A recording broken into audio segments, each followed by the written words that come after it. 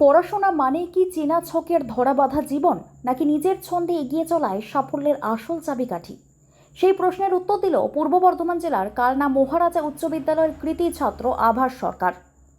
2026-এর মাধ্যমিক পরীক্ষায় রাজ্যের নবম স্থান অধিকার করে আভাস আজ শুধু তার স্কুলের নয়, গোটা জেলার মুখ উজ্জ্বল করেছে। আভাসের আদি বাড়ি নদিয়া জেলার নৃসিংহপুর বাজারপাড়া এলাকায়। আজ শুক্রবার কালনা মহারাজা উচ্চ বিদ্যালয়ে পা রাখতেই তাকে ঘিরে শুরু হয় উৎসবের আমেজ। সহপাঠী থেকে শুরু করে শিক্ষক শিক্ষিকা সবার আদরে আর শুভেচ্ছায় সিক্ত হলো আগামীর এই নক্ষত্র। আভাসের সাফল্যের গল্পটা একটু অন্যরকম। গতানুগতিক নিয়মে ঘড়ি ধরে পড়াশোনায় সে কখনোই বিশ্বাসী ছিল না। আভাস জানায়, যখন তার মন চাইতো তখনই সে বই নিয়ে বসতো। এই নিজস্বতা আর আত্মবিশ্বাসী তাকে আজ রাজ্যের সেরাদের তালিকায় পৌঁছে দিয়েছে। অভাবনীয় এই সাফল্যে উচ্ছ্বাসিত আভাস জানালো, এই অনুভূতি প্রকাশ করার মতো ভাষা আমার কাছে নেই। তবে সাফল্যের নেপথ্যে একজনের অবদানকে সবথেকে বেশি গুরুত্ব দিচ্ছে আভাস। তিনি হলেন তার দিদি। পড়াশোনার প্রতিটি পদক্ষেপে দিদিই ছিল তার প্রধান পথ প্রদর্শক। আভাস শুধু পড়াশোনায় নয়, মাঠের লড়াইয়েও সমান উৎসাহী। ক্রিকেট খেলতে সে ভীষণ ভালোবাসে। আর 5টা কিশোরের মতোই তার প্রিয় খাবার চিকেন।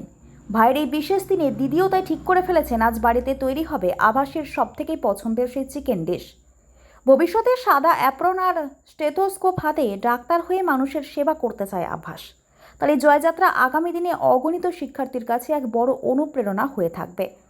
প্রাইম নিউজের পক্ষ থেকে কৃতী আভাস সরকারের উজ্জ্বল ভবিষ্যতের জন্য রইল অনেক অনেক শুভকামনা। ছেলের এই সাফল্যে কিরম লাগছে আপনার? ভীষণ আনন্দ লাগছে। ভাবছি বলতে ও নিজেই ঠিক করে রেখেছে যে ও ভবিষ্যতে কি হতে চায়। ও যেটা হতে চায় আমরা শুধু ওকে সাপোর্ট করে যাব। মানে ভাবতে হ্যাঁ, পেরেছিলেন? মানে ও কিছু একটা হবে এটা আমরা ধরেই নিয়েছিলাম। এর আর মানে অনুভূতিটা মানে প্রকাশের মতো নয় এমন। এটা কি এতটা কি আশা ছিল?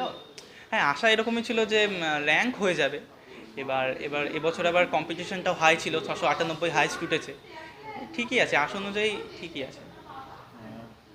পড়াশোনার ওরকমই কোনো ধরাবাঁধা ছিল না। প্রত্যেক দিনের যে কাজগুলো থাকতো সেগুলো কমপ্লিট করার পেছনে আমি বেশি জোর দিতাম। তার জন্য যদি আমায় 4 ঘন্টা পড়তে হতো আমি 4 ঘন্টা পড়তাম, 6 ঘন্টা পড়তে হতো আমি 6 ঘন্টা পড়তাম। তাই কোনো ধরাবাঁধা আমি বলবো না।